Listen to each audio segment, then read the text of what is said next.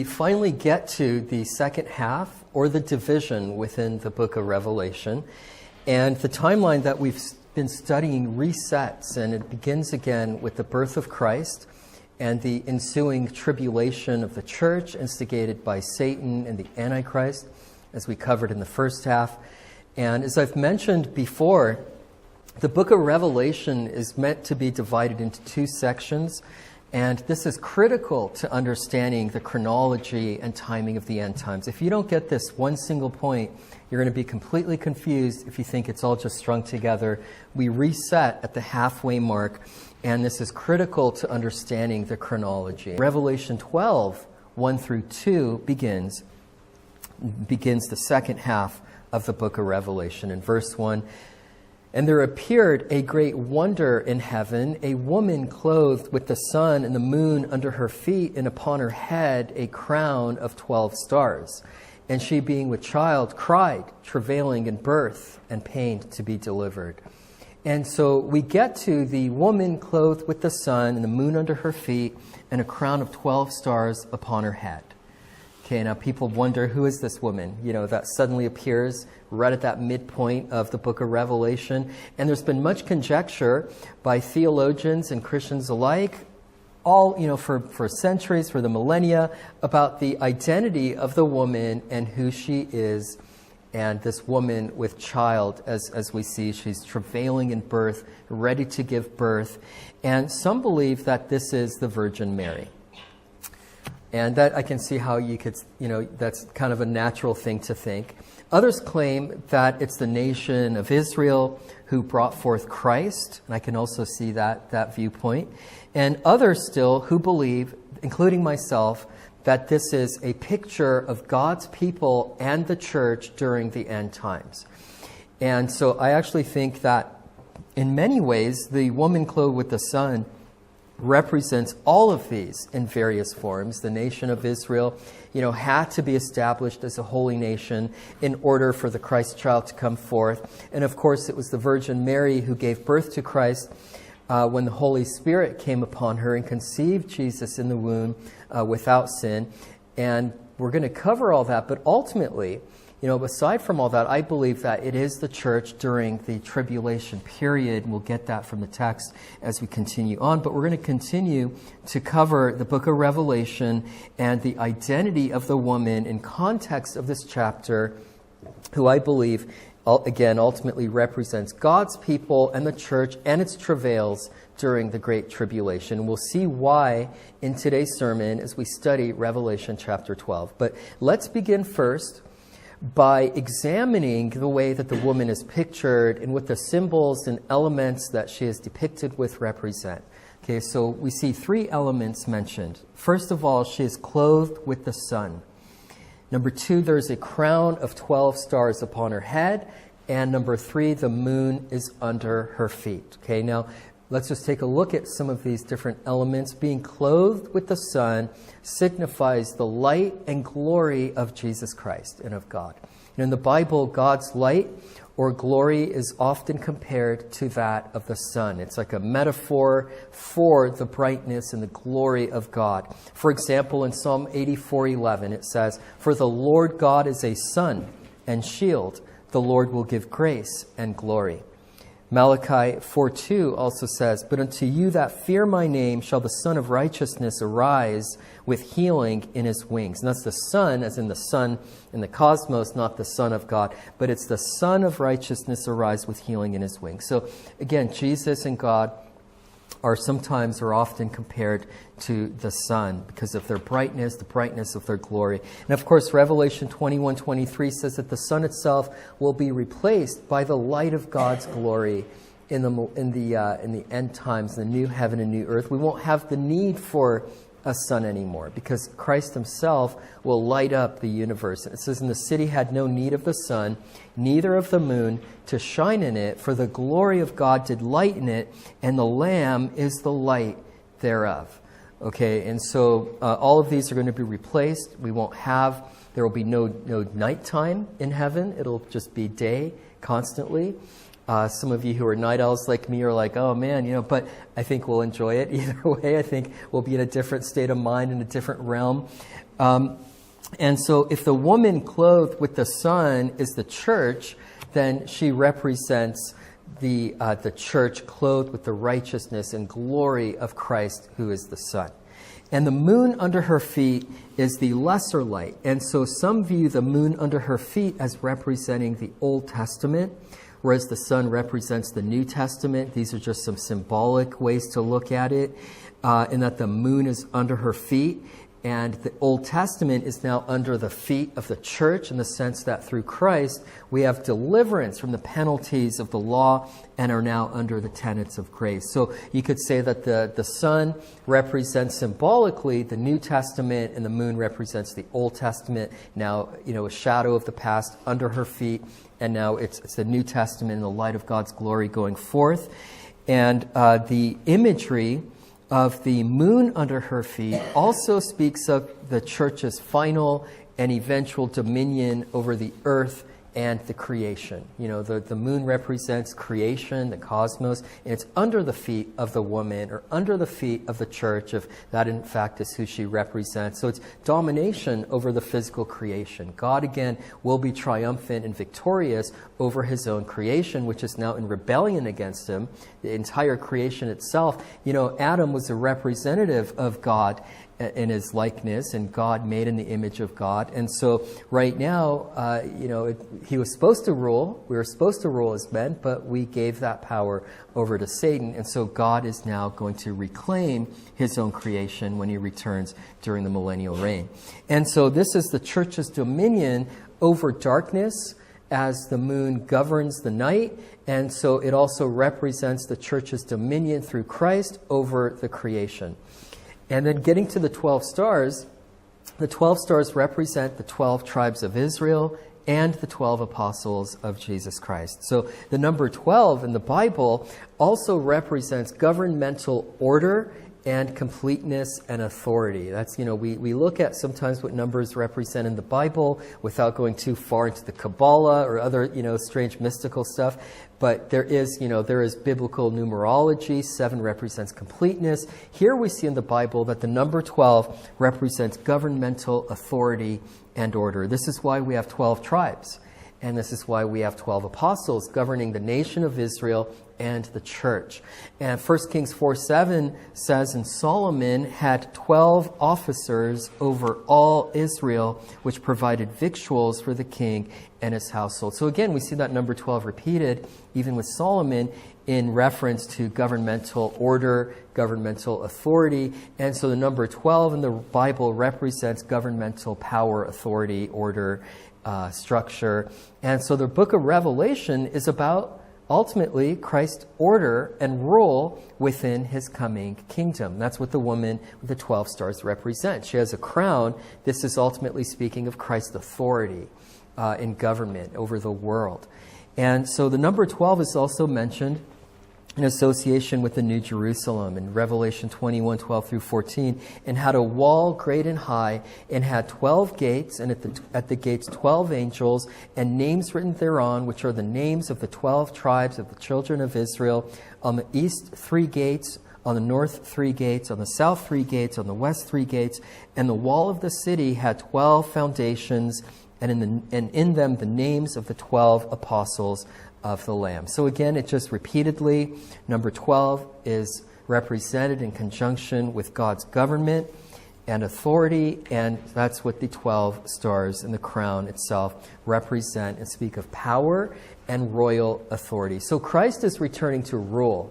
He's going to come back and rule with a rod of iron, to rule over the nations and the people. And it says that the woman was travailing in birth.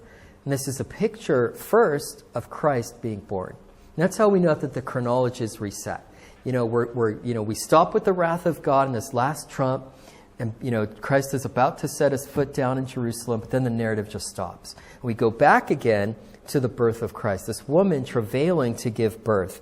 And so this is a picture of Christ being born. And so we've reset in the chronology to the very beginning of the incarnation of God.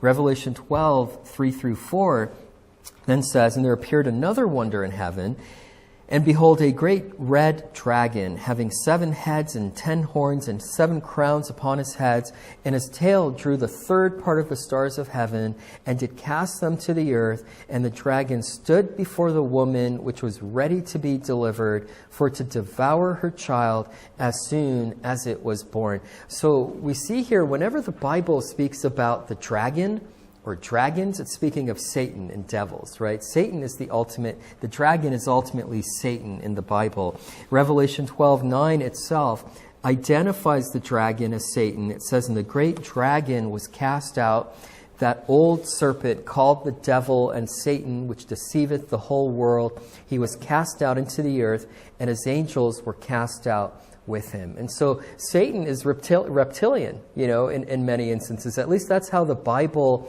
portrays Lucifer after his fall, like a dragon. It's like this evil, dragon, serpent, as we see in the Bible, where he's pictured. And so Satan here, though, is pictured as having 7 heads and 10 horns and 7 crowns upon his head. And what does that represent? We see that in Revelation 12:3. He has 7 heads and 10 horns and 7 crowns upon his heads. And so what does that represent? What are the 7 heads that Satan has? Does he have 7 literal heads? No, I don't think so. I think he has 1 head.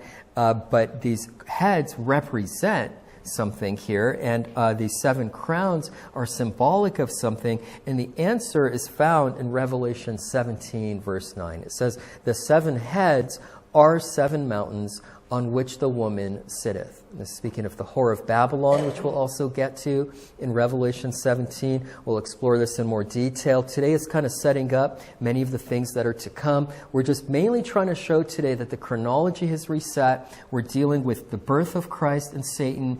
As Jesus is born, Satan is trying to devour the Messiah, trying to devour the Christ.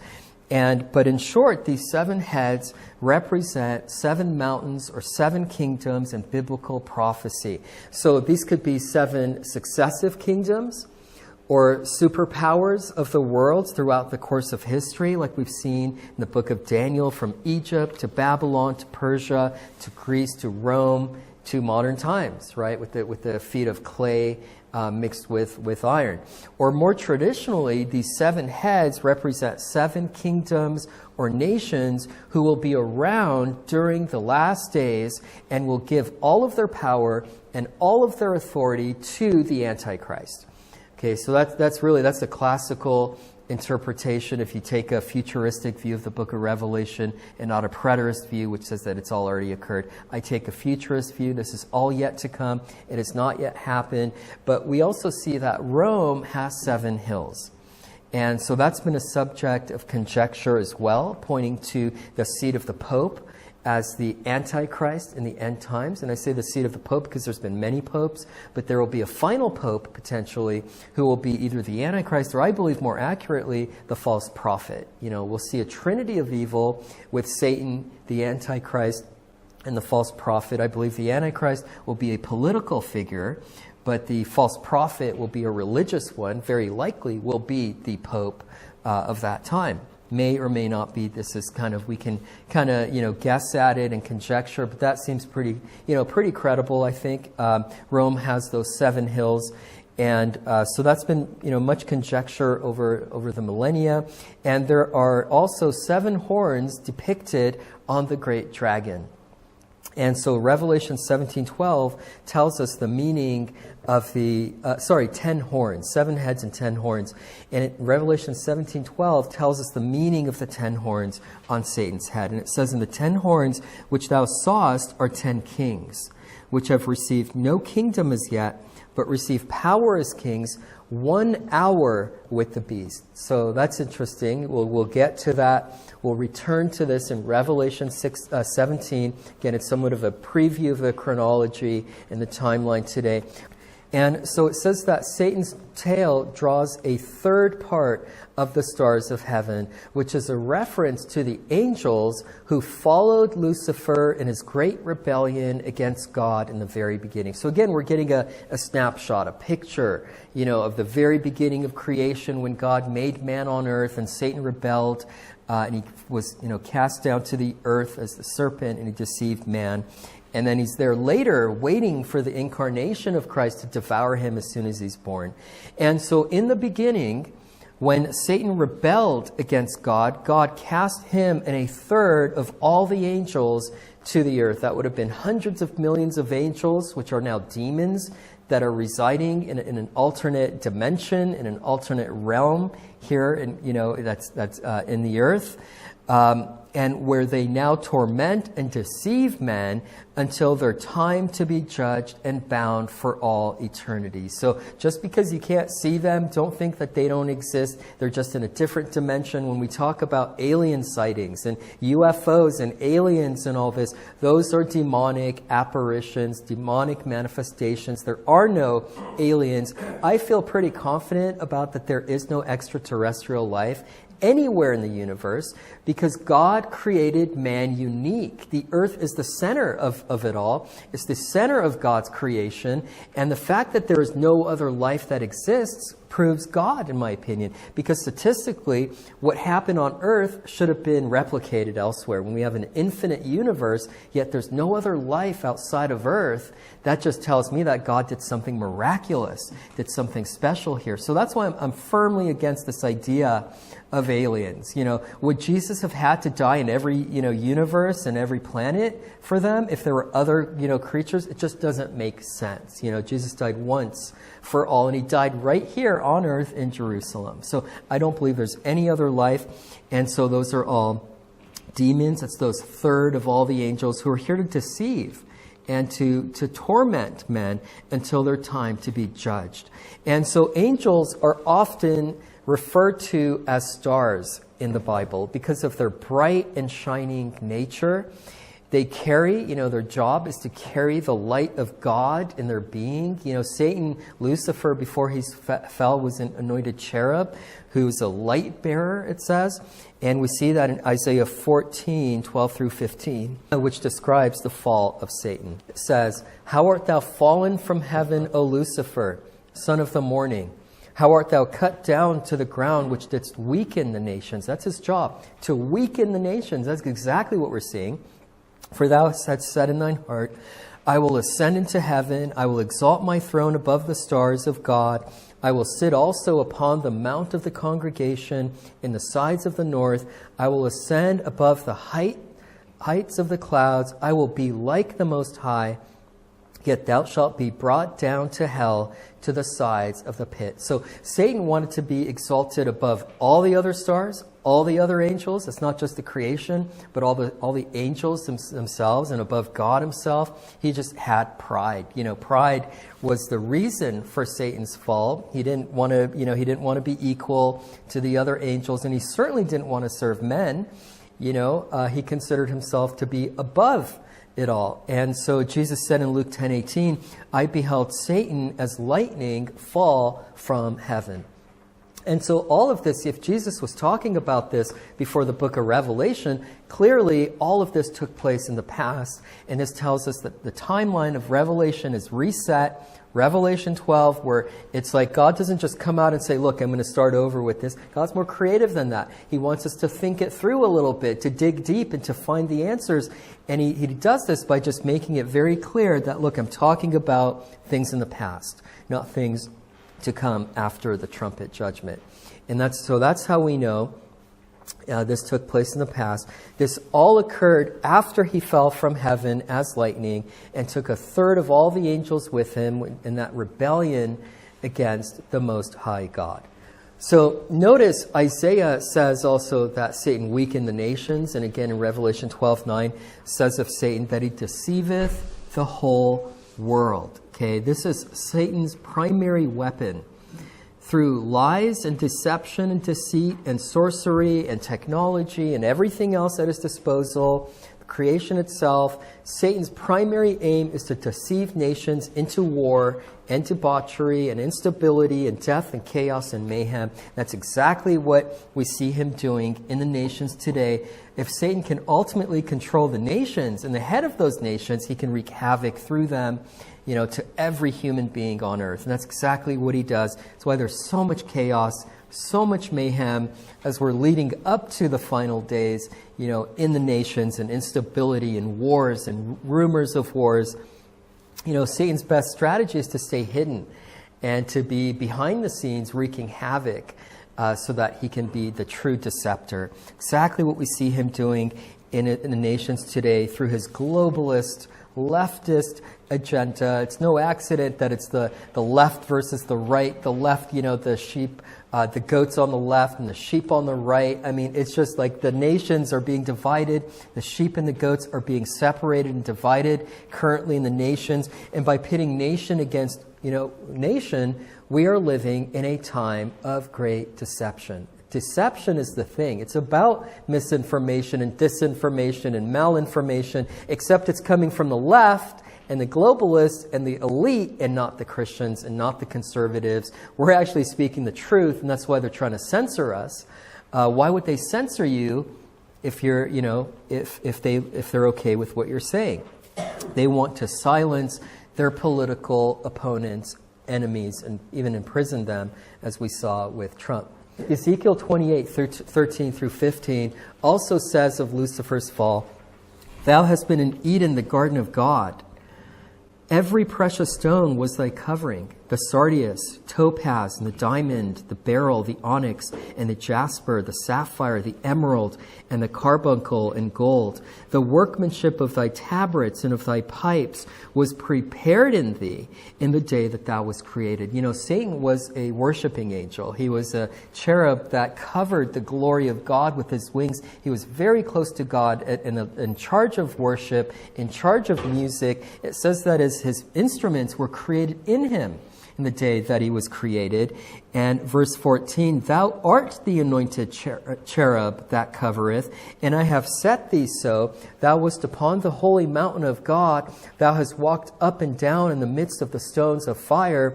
Thou wast perfect in thy ways from the day that thou wast created, till iniquity was found in thee." And then verse 17, "Thine heart was lifted up because of thy beauty. Thou hast corrupted thy wisdom by reason of thy brightness. I will cast thee to the ground. I will lay thee before kings, that they may behold thee." And so this was Satan's fall. And even though we're in an end times book, the chronology has now gone back in time, and we're being told and retold the story of Satan's fall and the subsequent birth of Christ. And Satan, it says in Revelation 12:4, "stood before the woman, which was ready to be delivered, for to devour her child as soon as it was born." And so this is alluding back to King Herod, when he commanded that all of the male children of Israel, 2 years of age and under, be slaughtered. All this because it was prophesied that the Messiah would come forth during that time, and Herod understood by the innocent and unwilling counsel of the wise men that it was that time, and he commanded all the children of Israel 2 years of age and under to be killed. So Satan was literally there at the birth of Christ, just like Revelation says, ready to devour the Christ child as soon as he was born. And that was, so we're back in that timeline at the birth of Christ. And so Satan was there ready to devour Jesus immediately after his birth. In Matthew 2:16, describes this. "Then Herod, when he saw that he was mocked of the wise men, was exceeding wroth, and sent forth and slew all the children that were in Bethlehem and in all the coasts thereof, from 2 years old and under, according to the time which he had diligently inquired of the wise men." This was prophecy fulfilled. Rachel crying and weeping for her children and not being comforted, as we see in the Old Testament. And then Revelation 12:5. Back to Revelation 12:5. "And she brought forth a man-child who was to rule all nations with a rod of iron, and her child was caught up unto God and to his throne. So Christ is born, he is killed, he's resurrected, and he ascends up to the throne room of God, where he stands and sits today by the right hand of God the Father. And so we're now taken in the narrative to the death and the resurrection and the ascension of Christ to heaven as Christ is caught up to God in his throne.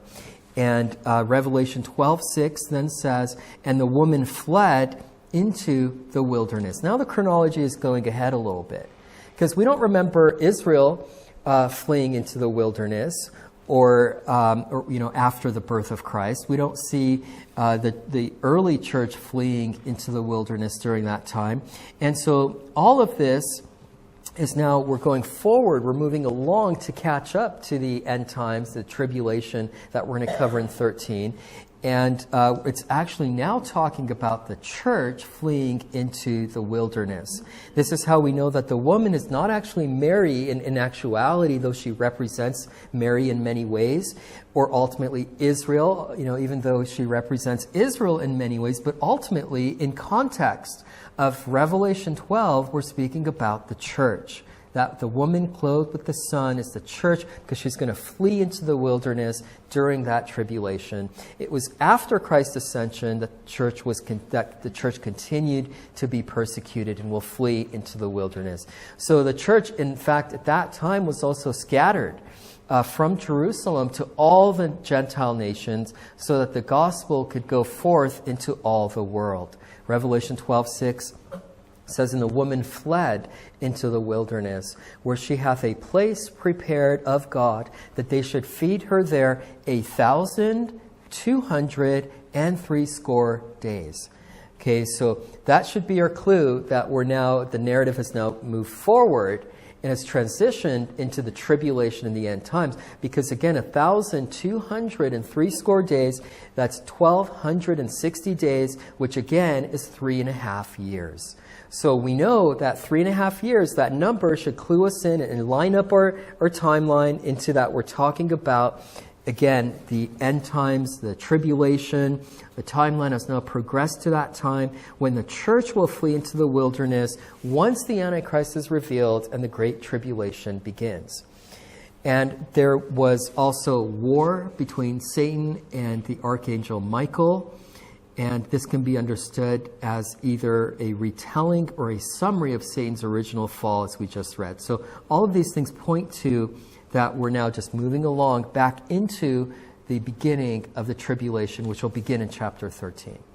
But so Satan will be cast permanently out of heaven at that time, at the beginning of the tribulation, when this war ensues between Michael and Satan in the heavenlies, and Satan is cast down during the tribulation, and he takes out his wrath upon the inhabitants of the earth during the Great Tribulation. We know it's a tribulation because Daniel 12:1 corroborates this. Again, pointing back to Daniel, it says, and at that time, we know Daniel 12 is about the tribulation, and it says, at that time shall Michael stand up, the great prince, which standeth for the children of thy people, and there shall be a time of trouble, such as never was since there was a nation, even to that same time.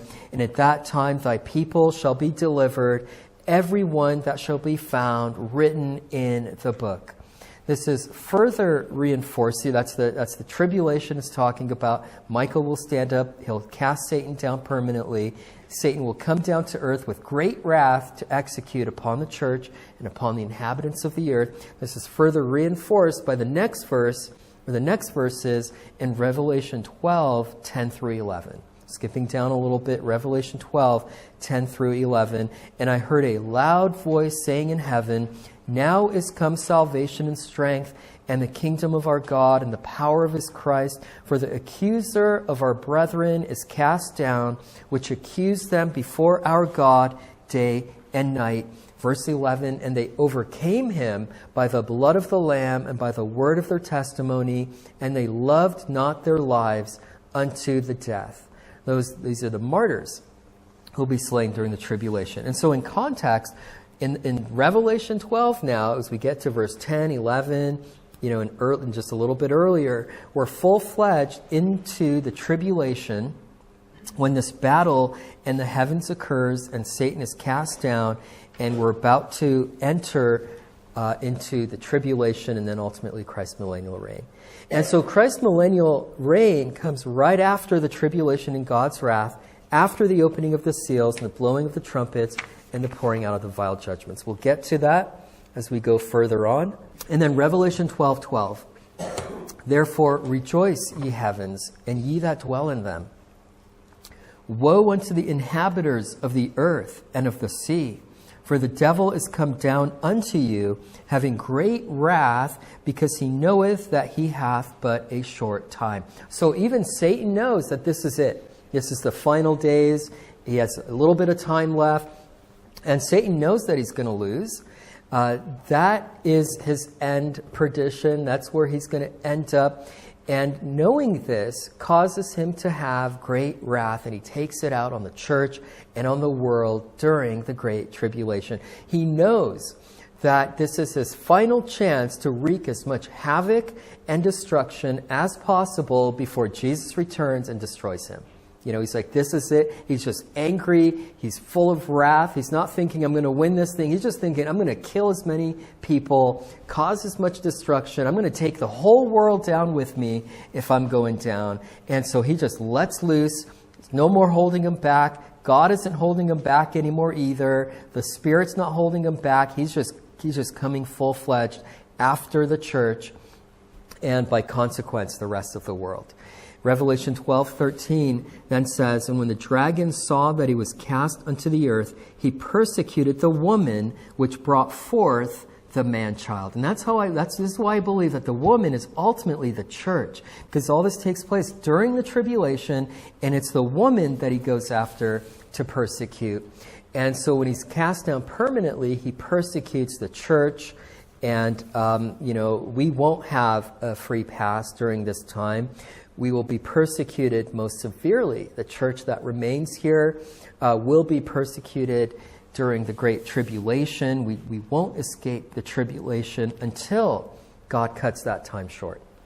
You know, God is going to have mercy on his church during that time. Revelation 12:14 says, and to the woman were given 2 wings of a great eagle, that she might fly into the wilderness, into her place, where she is nourished for a time and times and half a time from the face of the serpent. Again, that should clue you in. A time, times, and half a time. A time is 1, times is 2, and a half, that's 3.5 years. So again, we're talking about the Great Tribulation. Here we're talking about the second half of the Great Tribulation, when the intensity of persecution increases, exponentially during that second 3.5 year. That's when the mark of the beast will roll out, when Satan declares himself to be God. We'll cover that next time. And the church's only option at this point is to flee, is to run. People ask, what do we do if we're here when the tribulation starts? What can you do but run and flee and hide and flee into the wilderness and just simply try to survive? You will not be able to make it in civilization. They'll have their tracking devices, their drones, their technology, everything. You'll have Nazis everywhere ratting people out. We saw that during COVID. That was just a little preview. It's no exaggeration that we dealt with Nazis during COVID. That's what this was all about. That's what the EU is about. That's what NATO is about. That's what they're all doing in the West. Putin is right about NATO and the West. They are the Nazis today in our time. Okay, and it's all through this globalist, elitist type of stuff. And I'm not saying Putin's a nice guy either. Okay, don't get me wrong. All right, he'll destroy America if he could. He would probably destroy America with China's help if he could. But he's right. We've put all of our military on their border in Ukraine. We want Ukraine to join NATO and all this, and we're pushing all this Nazi propaganda, COVID propaganda, vaccine passports, all this stuff.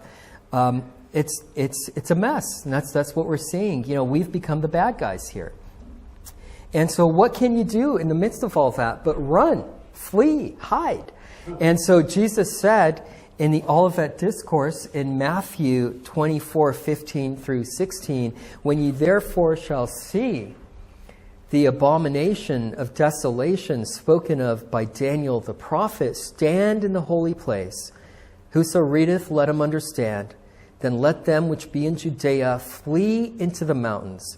So Jesus says, when you see that time when Satan and the Antichrist appear in the temple and declare themselves to be God, that flee. He's like, run to the wilderness. So all you can do is, grab your bug out bag and head into the wilderness, away from society, away from the Antichrist and his minions, and those left-wing lunatics who will turn you in, just like we saw them do during COVID.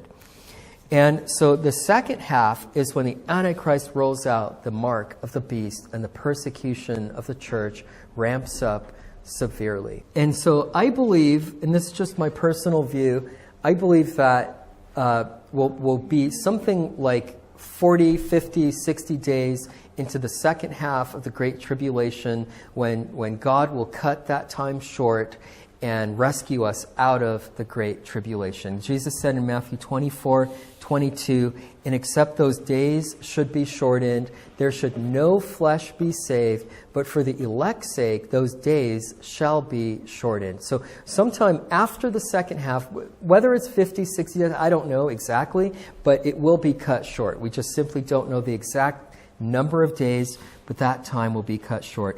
And so we'll endure through the first 3.5 years of wars and famine and death and persecution. Then in the second half, we'll see the mark of the beast and have to live off grid, but God will cut that time short pretty early on, I believe, into that 3.5 years. So you just have to hold out, for a bit and try to survive.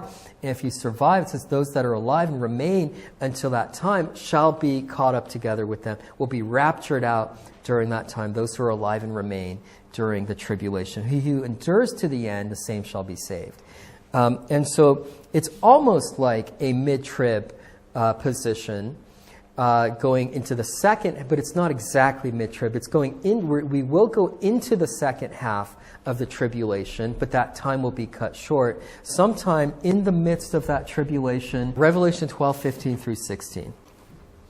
And the serpent cast out of his mouth water as a flood after the woman, that he might cause her to be carried away of the flood. And the earth helped the woman, and the earth opened her mouth and swallowed up the flood, which the dragon cast out of his mouth. So, as strange as it may seem, during the end times, during the Great Tribulation, Satan will try to destroy the earth and the church with a great flood of water. It's almost like he's copying God. And it seems kind of out of place, but here we see in Revelation 12:16, it's a flood, 12:15 through 16. And so Satan is a big copycat. He has no original ideas of his own. He copies Christ with the Antichrist. He copies the Trinity with a triunity of evil in the person of Satan, the Antichrist, and the false prophet. And so he also tries to destroy the world with a flood. But God doesn't allow it, because God promised that there would never again be a worldwide flood. And you might say, hold on a minute, a great flood during the tribulation? Like a great worldwide flood? Why haven't I ever heard of that during the end times? It doesn't make sense, right? Well, look at Daniel 9. It's no accident that this flood verse is here in Revelation 12. Look also at Daniel 9. We know that Daniel is an Old Testament apocalyptic book of eschatology. There are many striking parallels. And Daniel 9:26 says, and after 62 weeks shall Messiah be cut off, but not for himself, and the people of the prince that shall come shall destroy the city and the sanctuary, and the end thereof shall be with a flood, and unto the end of the war desolations are determined.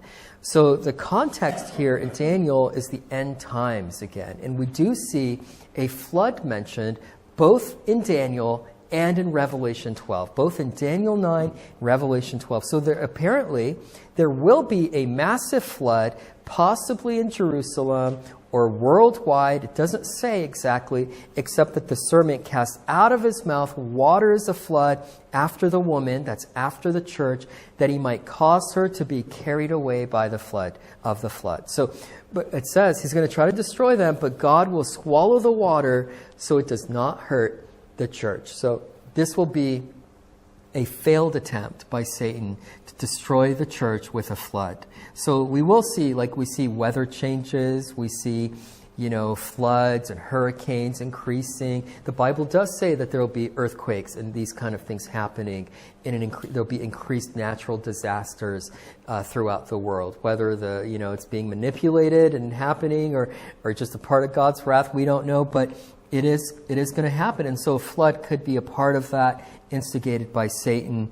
And Daniel 9:27, and says, and he shall confirm the covenant. This is speaking of the Antichrist, with many for 1 week, and in the midst of the week, that's in the middle of the tribulation, he shall cause the sacrifice and the oblation to cease, and for the overspreading of abominations he shall make it desolate, even until the consummation, and that determined shall be poured upon the desolate. So in context, it talks about a flood in Daniel 9, and then right after that, he talks about the midst of the tribulation when, Satan, the Antichrist, will break his covenant with the people, with the nation of Israel.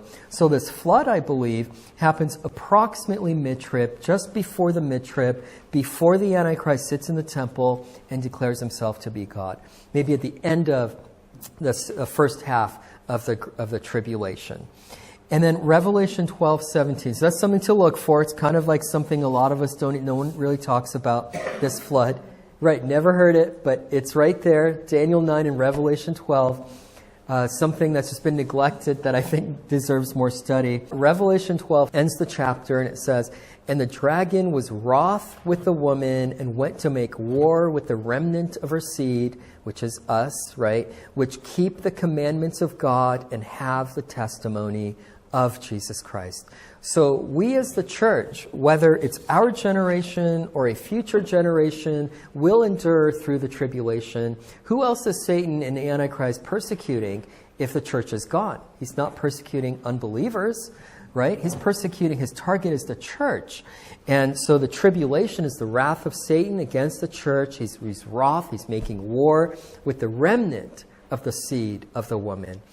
But here's where there's hope if you're going through the tribulation. If that ends up being us during that period, the Bible says that when we flee into the wilderness, there will be a place prepared for us. God will be with us during our flight. Again, in Revelation 12:6, it says, where she hath a place prepared of God, that they should feed her there 1,260 days. So that's 3.5 years. So God will feed the church. He'll provide for the church and the tribulation saints as they live off the grid in the wilderness and try to survive just long enough to be raptured. God will show up and supernaturally protect, provide for the tribulation saints. Of course, some will be martyred. The Bible also says that. If you're slated to martyrdom, that's a glory and an honor and a reward.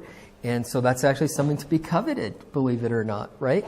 But those who are not ordained to be martyrs, who are not going to be martyrs, God will protect.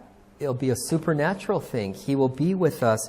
They'll be comforted, unless you've been ordained to that honor. And so the church will go through a great time of distress, but will be given 2 wings of a great eagle to flee.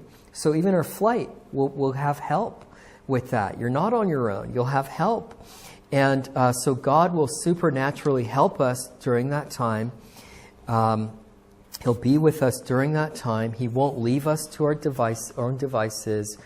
And it's not all bleak in that time. You only have to survive a short time. But it is going to be the most distressing, time in all of history.